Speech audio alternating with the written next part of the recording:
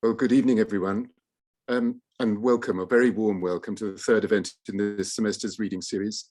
I'm Andrew Motion, and it's my great pleasure to introduce the distinguished poet and novelist Ocean Vuong. In a moment, my friend and colleague Shannon Robinson will introduce Ocean properly. But before she does that, I just want to let you know that this evening's event will last for a slightly shorter time than our events usually do. Ocean will read for about 15 or 20 minutes, and then we'll have about the same amount of time for questions. If you'd like to ask a question, and I hope you will ask a question, please post it in the chat room for the attention of Kate Kelleher, as we usually do on these Zoom readings, and Kate will moderate as she's done at those previous events. It's a great pleasure too to see so many of you here in the audience this evening. Thank you all for coming, and thank you to Ocean as well, very warmly. It's wonderful to have you with us. And with that, over to you, Shannon. Thank you, Andrew.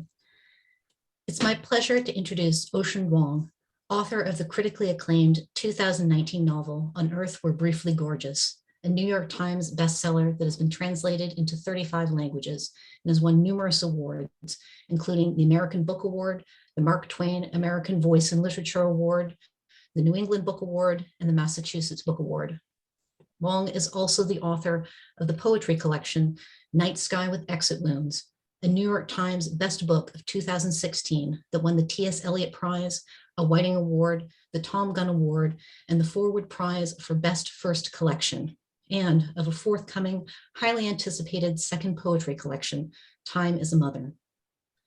In an interview with late night host Seth Meyers, Vuong talked about how, seeking refuge from his noisy roommates, he wrote his novel in a closet. Vuong said, "For a gay writer, the irony is not lost on me. But I thought, I'm going to go in there. I'm going to reclaim that place. And, you know, it was beautiful. You go in there, and what was once a prison for me, I turned into a portal to write this book." Reading Vuong's novel, we too are transported. In her review for the Los Angeles Times, Steph Chaw wrote, "On Earth We're Briefly Gorgeous is a book of sustained beauty and lyricism, earnest and relentless, a series of high notes that trembles exquisitely, almost without break." On a personal note, when I read books, I underline and mark passages that move me. My copy of Vuong's novel is full of appreciative vandalism.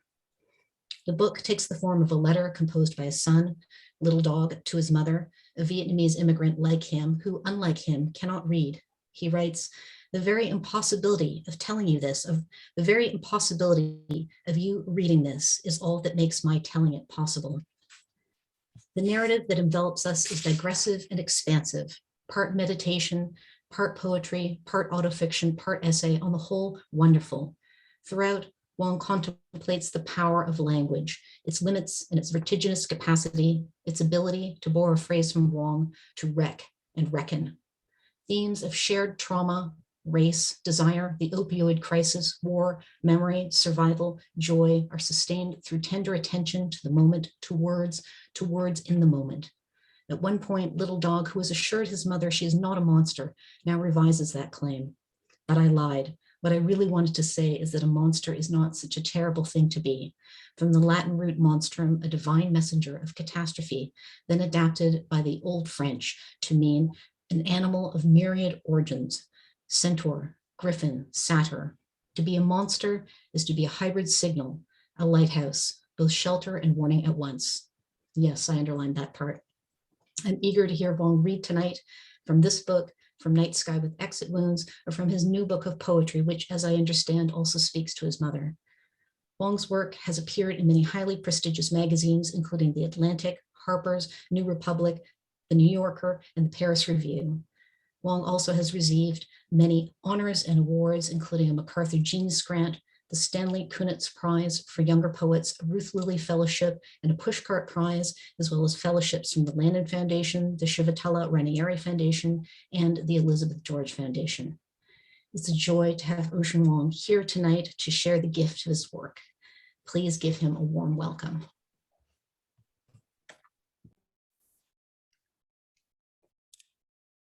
Hello. Hi, thank you so much for having me. It's a pleasure to be here virtually at Johns Hopkins. Thank you, Shannon, for that beautiful, robust introduction. I will do my best to live up to it. I'll just dive right in. I wish I was there in person.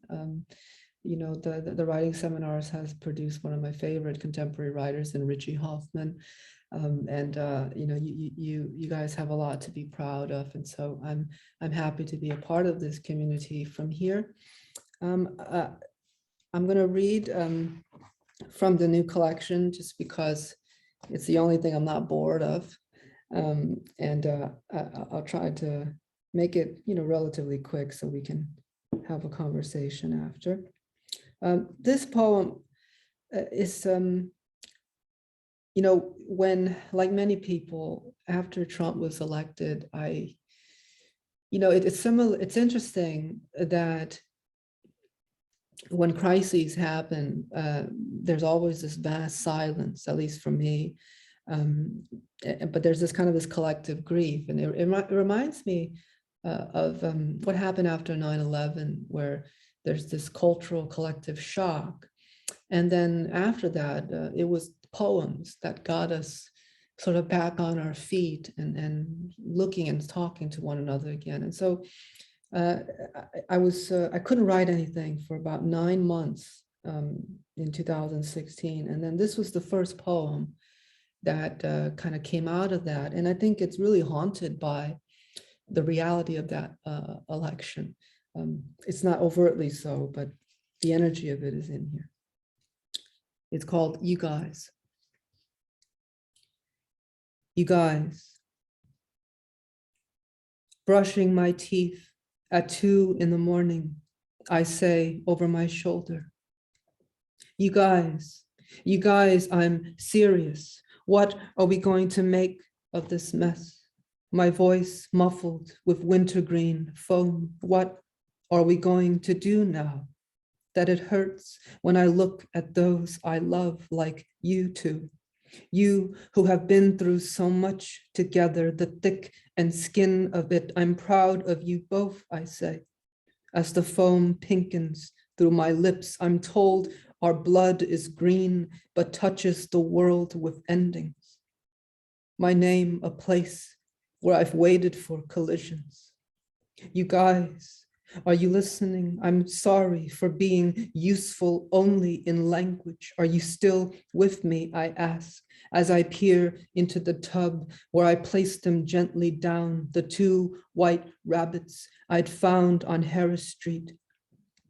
On the way back from Emily's, where we watched American Dad on her mom's birthday, her mom who would have been 56 this year. We ate Rocky Road in bowls with blue tulips. I'm too tired, she said, to be this happy.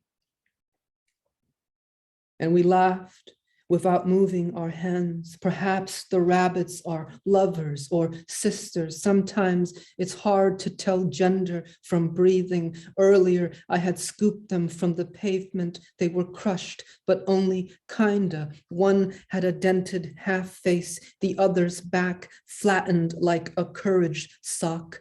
I cradled them wetly in my sweatshirt, but now the tub is a red world, save for the silent island of fur flickering in my fugitive words. Guys, I say, just wait for me, all right? Just wait a bit longer. I swear I'll leave this place spotless when I'm done, I say, reaching back to my wisdom teeth, forgetting it's been 4 years since they're gone.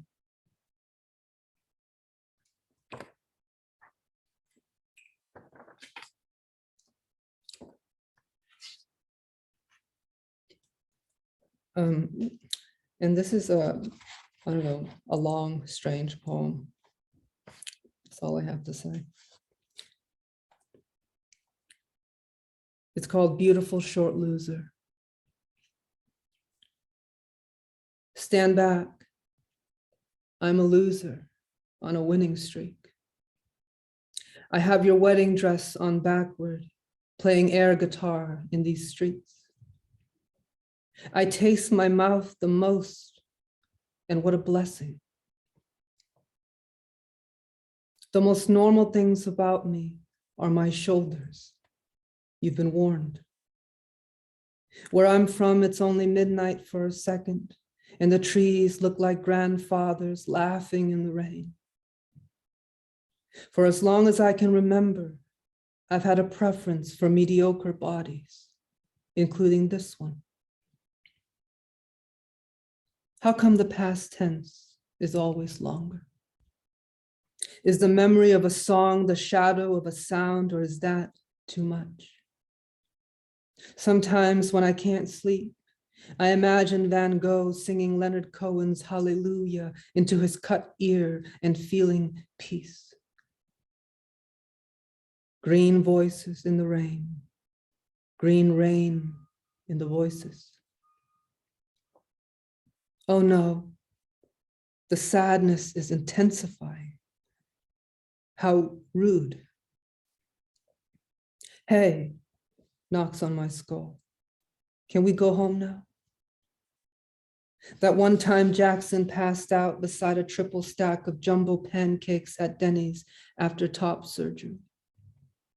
I can't believe I lost my tits, he said a minute before, smiling through tears. The sadness in him ends in me tonight. It ends tonight, I shouted to the cop who pulled us over for dreaming.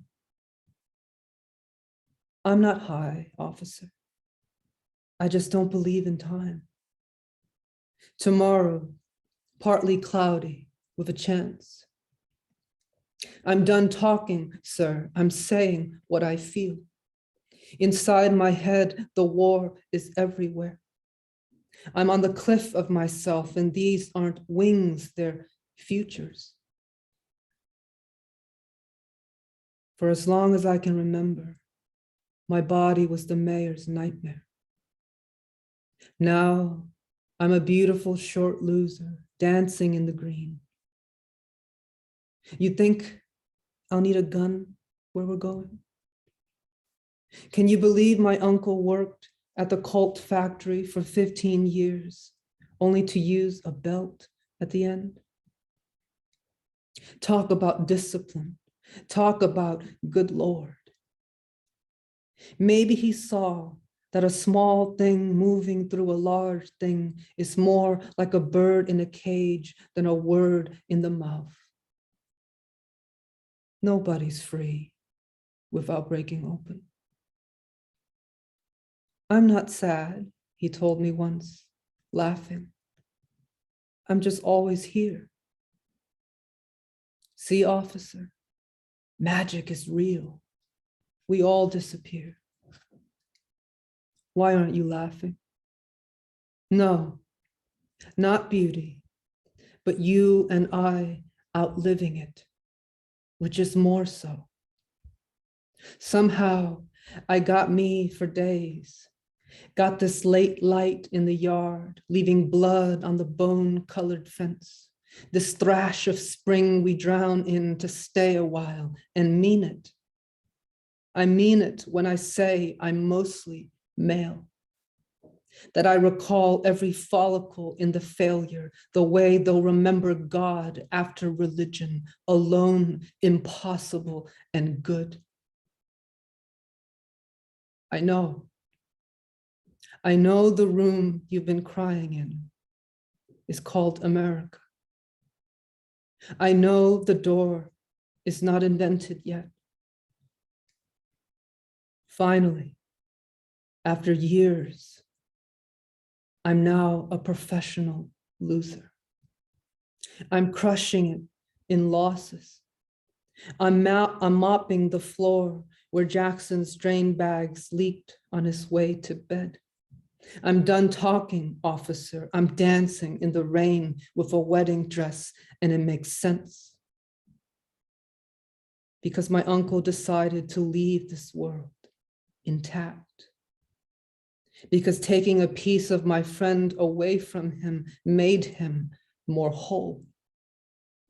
Because where I'm from, the trees look like family laughing in my head. Because I'm the last of my kind at the beginning of hope. Because what I did with my one short, beautiful life was lose it on a winning streak.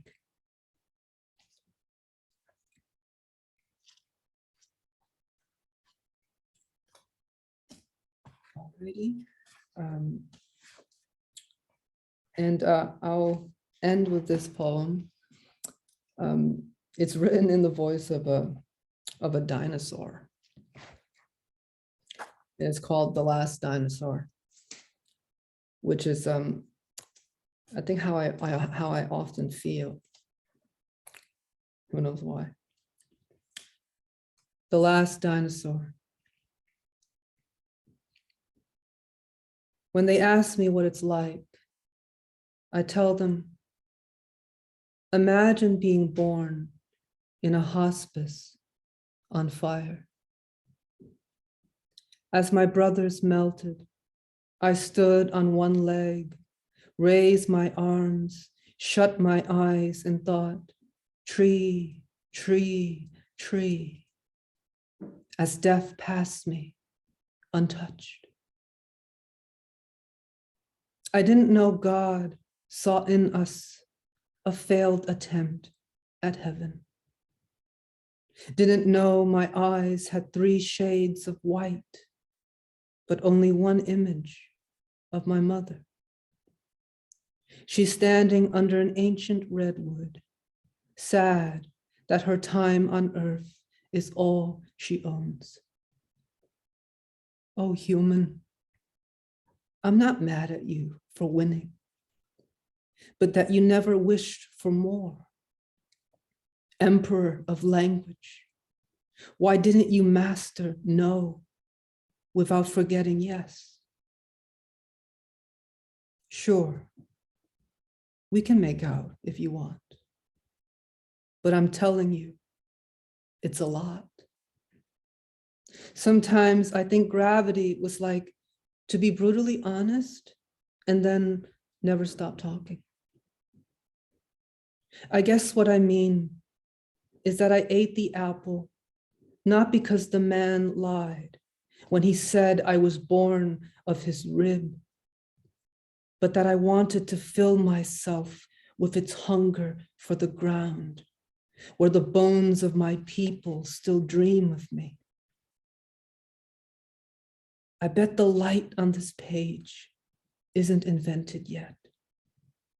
I bet you never guessed that my ass was once a small town wonder, that the triceratops went nuts when I danced. How once, after weeks of drought, I walked through my brother's laughter just to feel the rain. O windbroke wanderer, widow of hope and ha-has. O sister, dropped seed, help me. I was made to die, but I'm here to stay. Thank you. Thank you so much. Our first question is from Erica. Erica asks, how do you balance truth in poetry without feeling too vulnerable? Is it even possible to feel safe in poetry when you're exposing so much on the page? Oh, truth is a big word for me. And I think it's a word that it's important to be skeptical of, I think for me, truth is always with a lowercase t, because historically, truth is often fiction, right? If we look at what our species, how our species, or rather how various regimes have handled or mishandled truth. Truth leads us to manifest destiny. Truth leads us, into the gas chambers. And so this idea of truth dictated by state or regimes complicates, truth in itself. And so I think the postmodern theory of writing a realistic version, not of what is, but how reality feels, somehow seems true. And so I think for me, everything is filtered through pathos and the subjective. And because of that, I don't feel that it's difficult to be vulnerable, because I think for me, that is the work. That's what we signed up for. And that doesn't mean it's simple. It's complicated, but I never wake up and think to myself, should I, breach difficult subjects, or should I be or not be vulnerable? To me, that is the task, is to get closer to the great mystery of being alive. And I think, this is what you sign up for when you want to be a writer. You have to go closer to the epicenter where most people turn away. And so I made that decision, and you kind of have to kind of commit to that. The writing, though, is very difficult. Any writer who says they love writing is a liar. And I would say I hate it even, I would do anything not to write. I would do dishes, when I set a day, away to write, my apartment becomes spotless. It's hours of cleaning just to not sit down at the page, So it's hard, but I think the difficulty of it is revealing, in that we avoid it because we know what's at stake. And there's a really beautiful thing, I think, a very human thing, when confronting the white page and being scared of it. It's so, that to me might be the closest thing to truth, because honesty is often a medium to truth. But when you're scared, you don't need a medium. That in its fear in itself is the truth. And so when you confront that white page, that it becomes suddenly this cliff, and your doubts is what reminds you that you're human, which is why it's worth it, right? The trembling before the great possibility, and then this task, because it something in you tells you that this should never be easy, and there's so much you would have to do to really get close, and that's really what all poems are. I don't think I read a perfect poem. I certainly have never written a perfect poem, but they get close because you're dealing with a medium that is finite, right? Words have one or two, maybe three definitions. So using a finite medium to create an expansive and myriad emotional architecture, it should feel like a great aporia, a great paradox. And yet, so many people have succeeded, but that success is just coming close. And when you think of it in that way, it's a much more forgiving approach to making that leap, knowing that if I just get 80% close on the page to what I have in here, that's pretty good. And I think I prefer it that way, because the seeking a kind of perfection would make everything so boring. And I think the great power, the great idiosyncrasy in each individual poet is that flaw, is that 20% that is not close to the perfected dream. That is actually where all of the power, the mystery comes through. Thank you. Our next question is short. Helena asks, why poetry? Why not? It's our oldest art, and it's an art wherein the oral tradition has survived it to us, right? I mean, the epic poets, the Iliad was performed by memory at festivals in ancient Greece, and those who shared it by memory were seen as sages, right? And they weren't makers, they were sharers. And so the portability of the lyric poem allows it to cross borders, cross generations, and the immediacy of the poem as a technology to interrupt right? Because the beauty of it is that it requires no plot, no context, and it has this, the capacity of incision, similar to song, which is why it's called the lyric poem. And also, when you're confronting the right margin with the line break, you're asked to innovate after a handful of words. And so any art form, particularly a linguistic art form, that demands innovation at smaller increments would inevitably lead to a faster pace of innovation, which is why I think the growth of the evolution of poetry is much superior than fiction, right? Just because fiction moves slower, a novel in the year 1100, for example, in A Tale of Genji, looks similar, right, in many senses to a novel published today, with many cycles of regression and innovations therein. But, a poem has gone through so much formal linguistic registers, subversion.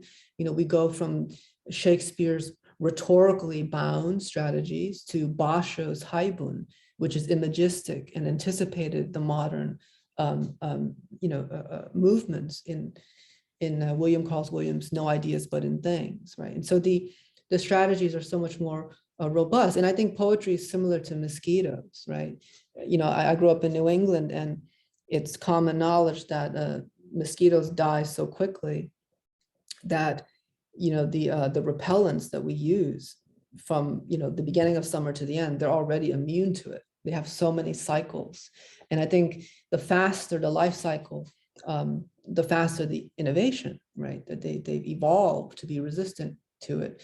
And poetry is also that resilience, because the smaller micro unit of innovation happens at a higher pace.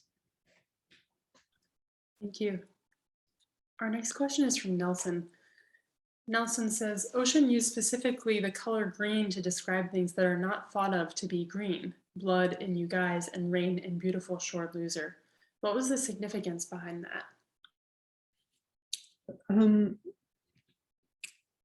I think one of my obsessions is to kind of reorient language. And so the great pleasure in being any writer is to kind of be skeptical of words, right? And we can see, I don't see skepticism as disparaging. I see it as an equivalence to care, and ultimately a faith. In other words, the word green must be able to have more capacities than to render color. And I mean, Rimbaud gave, vowels to colors. The sort of the anticipator of modernism, and so I think synesthesia is important to words, and the fact that they innately change, right? Just because the word grass has connotations of green, but I think it's the poet's job to kind of reveal the other angles of grass, that it could be gray or dead or blue, or rye, which is a type of grass, or rice, which is a type of grass, right? So there's so much more inside a word. And I think writing is not so much about collecting words, but going deeper into words that are already there. There's this sort of stubborn insistence that there's so much depth to what is there. And so I think for me, I'm interested in kind of recalibrating how language is used depending on the context. And that's a huge part of my own poetics. I see myself mostly as like a junkyard artist, to go back, to look at words that might even be defunct and to recalibrate them towards different visions. And maybe that's exactly how everything works in this life, right? I mean, on a molecular level, everything is stardust, and yet we keep making new things from it. And I think language is no different. Thank you. Our next question is from Sydney. Sydney asks, would you ever rewrite any of your poems? How do you deal or manage with feelings of regret in writing? Oh, I regret everything. Um, every time my book is at the printer, at the stage of publication, I have this unfeasible urge to call my editor and say, call it off, give me 2 more years and let me start over. But you make peace with it, because I think the poem, as it exists in its material form in a book, is similar to a photo album. The poem is a photograph. Say the poem is a photograph of a tree. The tree, of course, continues to grow after you've taken a photo of it. But when you open a book, that's just a photograph of that growing organism rendered in time. And meanwhile, that tree continues to grow. A year later, it has new branches. It changes color. And so the tree of the poem still grows inside us. And meanwhile, it's calcified on paper. So you have to kind of make peace with it. And I think for myself, the best way to revise those old photographs is to write the next thing, is to update it, is to look at that tree now and then to try to render it once again through a different medium. And I think that quest is actually why I work in multiple genres, because I think for me, no obsession can be exhausted by the form. The obsession is the energy in which the forms are rendered. And I think one could spend one's whole life trying to ask and answer one's original questions and still be surprised, right? The book with, 80 pages and a back and a front cover is an arbitrary container. Who is to say that 80 pages exhausts anything, let alone the big questions that we ask? And so I think it's okay to make peace with this form until we have the technology for me to just keep beaming poems into each other's heads and update them as we go. For now, we have this cumbersome, finite technology of the book.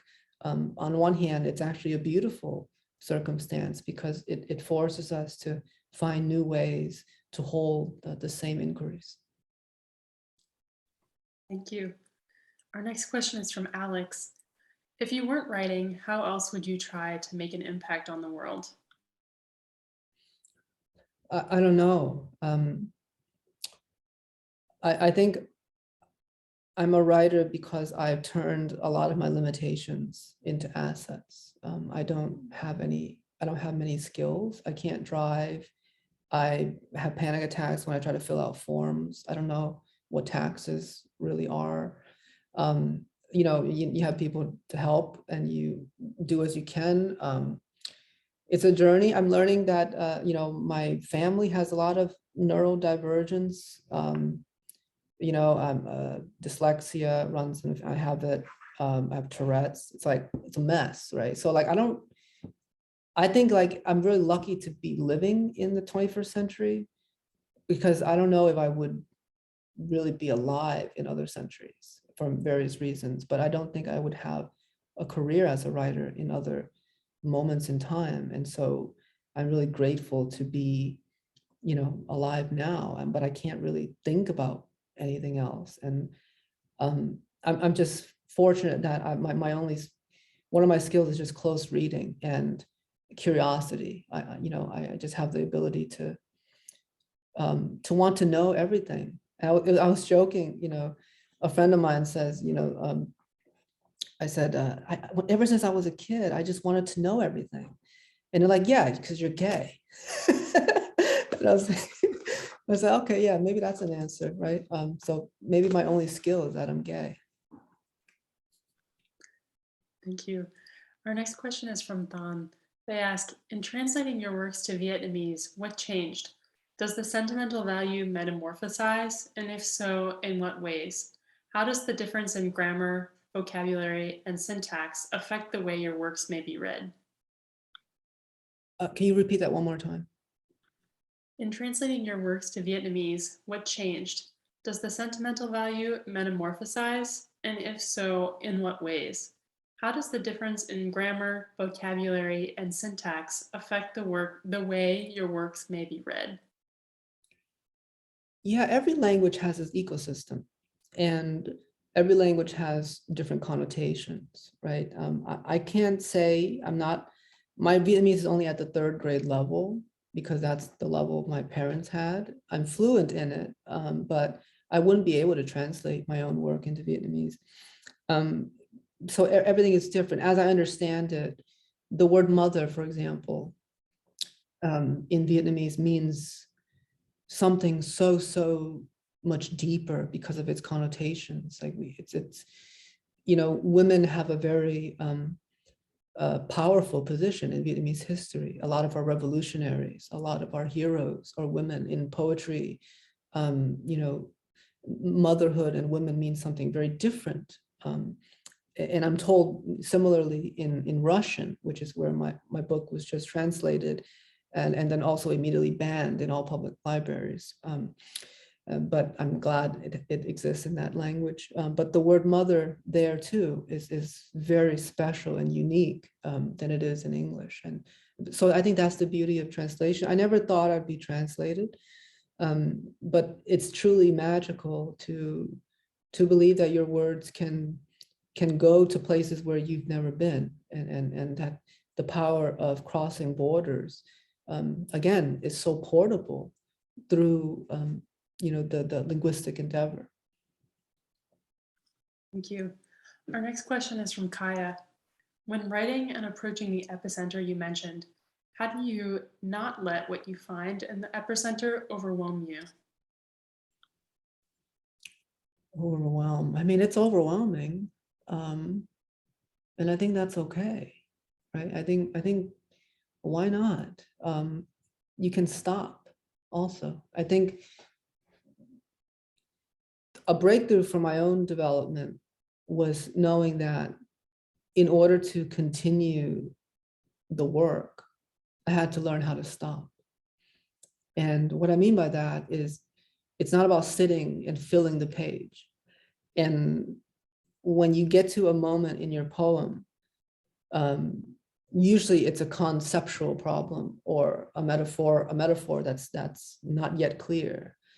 A lot of writers, a lot of my students, they just kind of write over it, and they have a placeholder, right? And the metaphor is blurry, maybe it's mixed, and they continue. And I think it's actually important to stop right there and then walk away from the desk, and then rewrite that metaphor, maybe in your head, and then treat it like a haiku, or that sequence, that sentence as a haiku, and then solve that haiku as you move about your day. In other words, just completely stop writing and then start thinking, because we forget that so much of our work is problem solving. It's not just moving pen across page, right? And we're taught to quantify, to value things that are quantifiable. And so we say, oh, I only had 2 pages today. It's a bad day of writing, or I had no pages. And I think it's important to actually stop and then solve this problem, because these problems lead to many more answers that inform the rest of the work. And so allowing yourself to stop writing and to start thinking and engaging with the world, going for a walk and just trying to live with those questions and solving it, brings the work back into the world where it all came from. And it's a powerful thing. John Berryman had this technique where he would put the poem in a glassine plastic slip, and then he would kind of just read it and edit it in his head without the ability to correct it for days. And what would happen is that by the 3rd day, the first edits that he had would kind of fade, and then only the essential edits that survived the thinking process would remain, and he would slip it out and just immediately update it, because they became so clear. It's almost like they surfaced from the poem. And so you see that although there's no evidence of work, so much work has been done, and perhaps even more efficiently than sitting at a desk, doing draft after draft and tossing them into the wastebasket. And so I think it's important to have a more embodied approach to your work, and allowing yourself to stop in order to go forward. Thank you. And we have time for one last question. This is from Vivian. Vivian asks, how do you accept the idea that people can interpret your poetry in completely different ways, whether for themselves or in exams for school, like the HSCS? Do you write poetry to be understood as a sort of translation for what you think? That's interesting. And we can do two more questions if there are. There's a lot of questions. Okay. Understood. That's a big question. And it sounds like a simple question, but I think it's really big and complicated, because at least for me, I have a very fickle relationship with being understood. On one hand, it's important for me to be understood because I've watched my elders, my mother, my aunts, in this country almost live mutely without English, and so much of their lives are not understood, and so much of their attempts at being legible to the American public are illegible. And so that stops them from getting healthcare, being treated with respect, right? And so being understood can get you into doors and literally can benefit your life. And so on one hand, it's important. On another hand, one of my favorite theorists, Edward Glissant, has this idea of opacity, that specifically for a writer of color. And he says, there is an importance in being opaque, because colonized people, like the colonial project, begins with understanding the quote unquote natives, right? To understand, to colonize a people, the first step is to know them, to understand them, to render them transparent. Once you know them, then you can conquer them. And that has been the global pattern with empire. So on one hand, it's hard for me to enter the project of writing with the goal of being completely transparent, to render myself like glass, because to be known is to be plundered. And I think, Teresa Ha-Kyung Cha in Dictée answers this in a very incredible, masterful way, in that she kind of used her understanding of the museum curation as a way to write this novel called Dictée. And it's a very opaque, oblique work, right? And part of its power is its frustration on the reader, the difficulty of it. And so I kind of straddle, all of these intersections, and I don't want to be too transparent. I think there has to be some mystery that preserves the self, that to render a kind of obliqueness is a mode of self-preservation.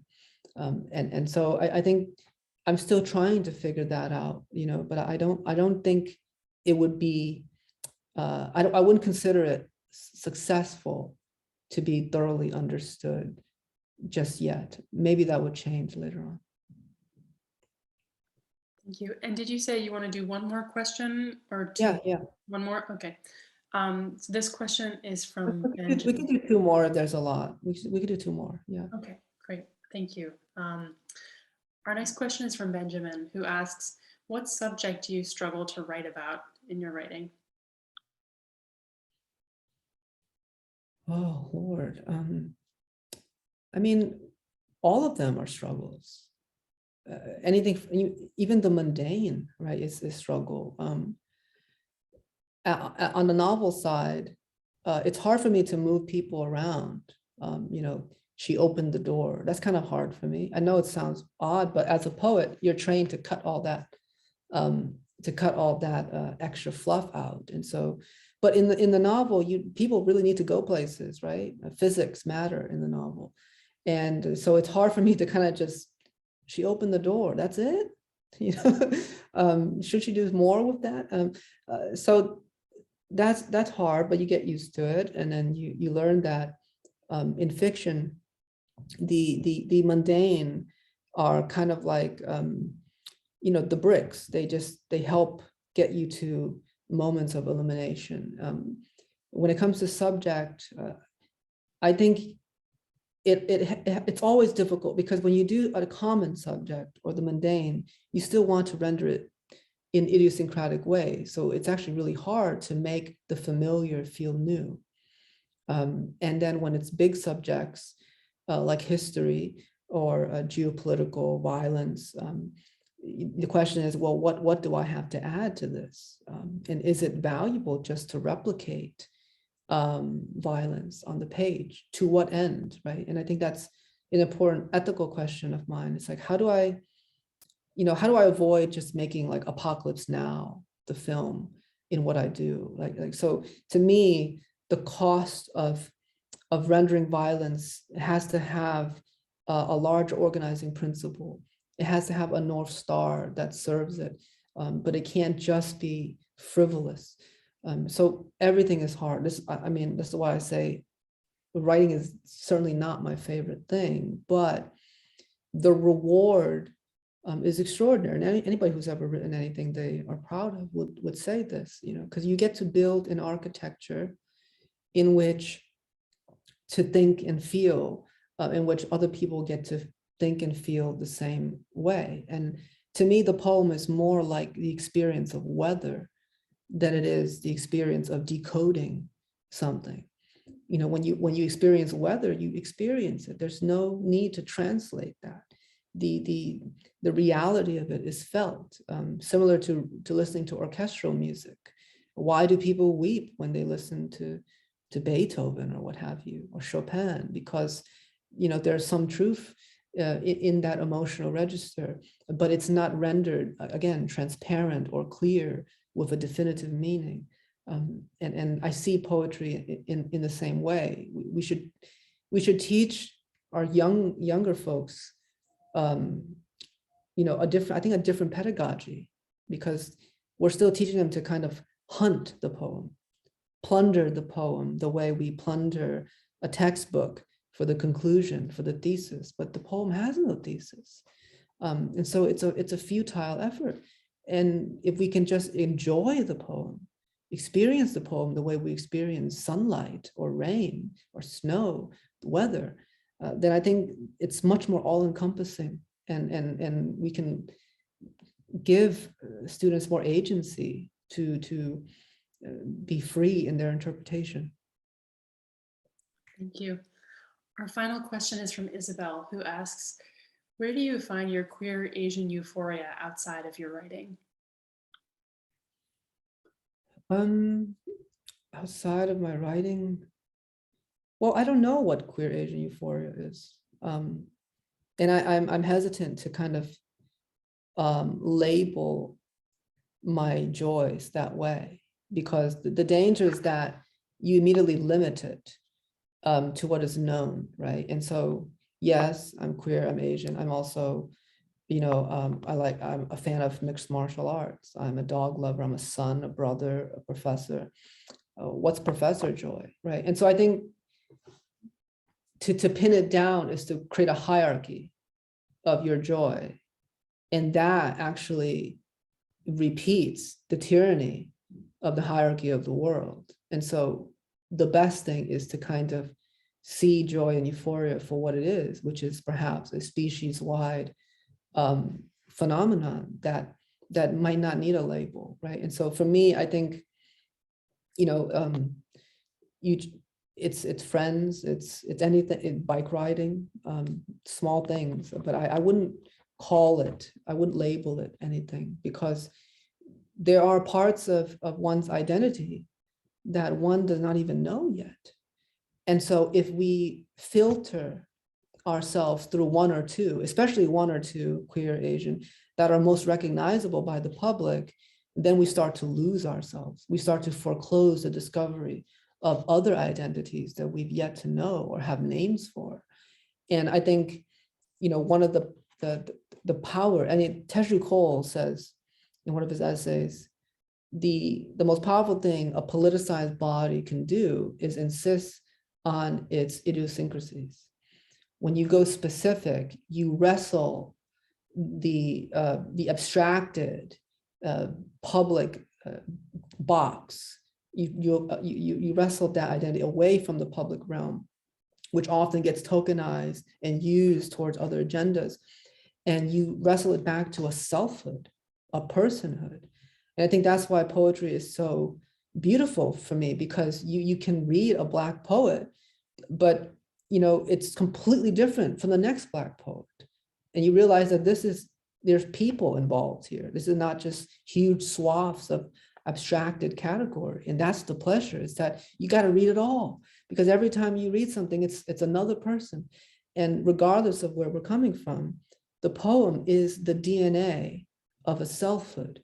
It's the fingerprint of a personhood pressed onto the page, rendered in syntax and rhetoric. And that is an incredible thing that our species had, to have this medium in which we can make ourselves felt to each other. Like, I hesitate to say we make ourselves known for the reasons I said before, but I think we can make ourselves felt. And I think in our culture, we don't put enough emphasis on emotional truths as substance, right? We discredit it. And I think this is part of the misogyny of how we look at things, because to feel is to be too feminine, and to be too feminine is to be merely decorous or merely beautiful. And to be merely beautiful is frivolous and useless, and can easily be discarded. We see this in how literary styles have developed, particularly from the 19th century towards the 20th. What is considered a defunct style in Dickens and Melville, Whitman, is this very robust subordinate clause rich prose. In other words, this aversion to the period, right? This maximalist approach, which in the 19th century was about achievement, manifest destiny, filling the page. Overwriting was considered apex achievement. But after World War I, it was kind of embarrassing to have this kind of style when so much of the world was, steeped in propaganda that led to just the slaughter of human beings in Europe. And so then you have Hemingway and Stein, which led to Carver. And so this truncated style came into being. But in order to evolve from that, we had to render the 19th century style purple, flowery, unrestrained, right? And so it's interesting to me that in order to render a certain set of literary tools defunct, we have to first feminize it in order to discard it.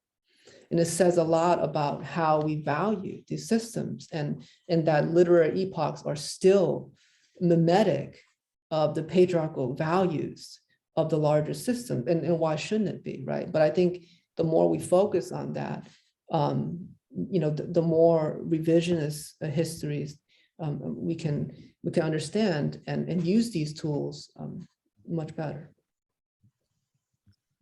Thank you. I'll pass it back to Andrew. Thank you, Kate, and thank you very much indeed, Ocean. This event, as you're perhaps aware, takes as a kind of subset of the reading series as a whole, sponsored by our president at Johns Hopkins. And we're very grateful to him for doing this. And the stipulation of his supporting us in this way, or the condition of his supporting us in this way, is that whoever comes to speak in his series should address questions that are of social import. That's the phrase that appears in the rubric. And you've done that in the most marvelously interesting way. But of course, the socially important things that you have been touching on are informed at every point by the parallel, the embedded concern with matters of humanitarian interest. I was, like everybody else listening, the very large number of people listening, I felt extremely moved and drawn into the weather of your new poems. and absolutely enthralled by your answers. And just a glance at the chat room at the side of my screen here tells me that I'm not alone in feeling that. In fact, that I've rarely seen such enthusiasm in that place for any of our readers. So thank you very, very warmly. Thank you. And can I just wish you all the very best with the new book. I'd like to thank Gabriella and Kate for their help that they've given in organising this evening, and I'd like to thank Shannon, as you did yourself, for her introduction. And I'd like to tell everybody listening that next week, on Wednesday, the 16th of March, we have another Zoom event, which is the British novelist Ian McEwan reading.